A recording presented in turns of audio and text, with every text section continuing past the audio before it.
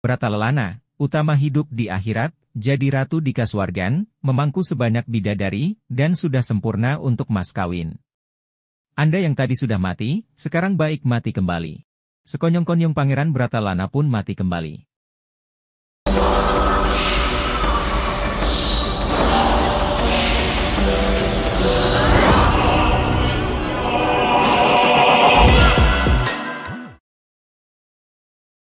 Para sahabat ziarah, selamat datang di tayangan video kami.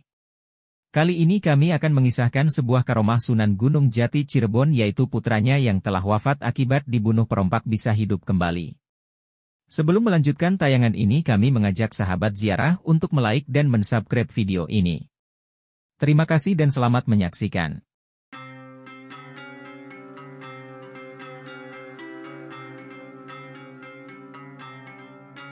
Diceritakan, setelah menikah dengan Putri Sultan Demak, Pangeran Bratalelana tinggal bersama kakaknya di Kesultanan Demak. Namun pada suatu hari, Pangeran Jayalana bertapa ke suatu tempat yang membuat Pangeran Bratalelana merasa tidak kerasan tinggal di Demak, dan ingin segera pulang ke Cirebon.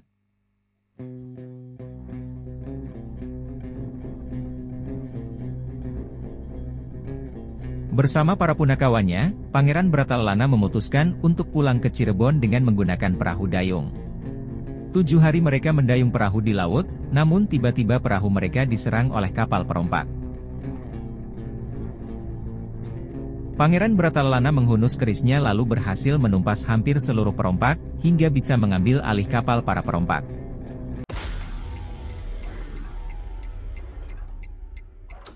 Namun dari sekian perompak yang tertumpas, ada beberapa perompak yang masih hidup dan bersembunyi di salah satu bagian kapal.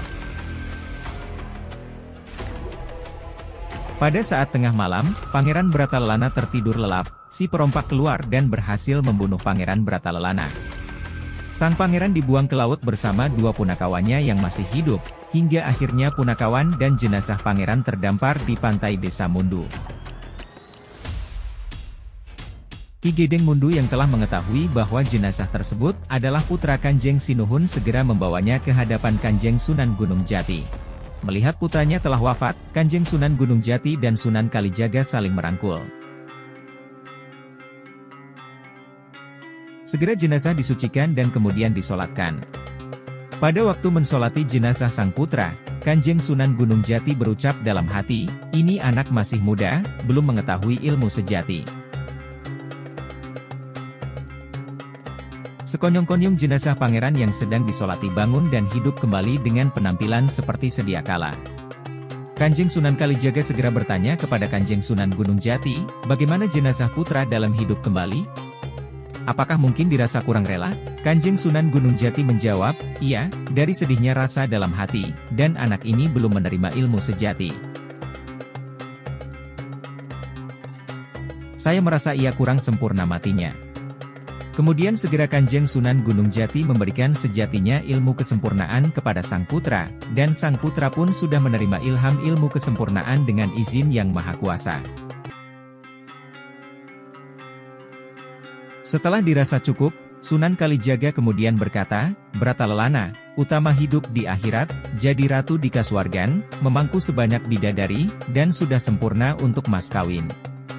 Anda yang tadi sudah mati, sekarang baik mati kembali." Sekonyong-konyong Pangeran Bratalelana pun mati kembali.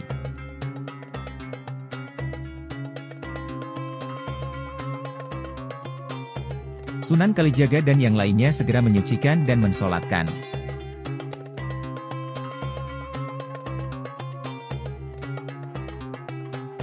Namun Kanjeng Sunan Gunung Jati tidak mau mensolatkan dan hanya mewakilkannya kepada Sunan Kalijaga.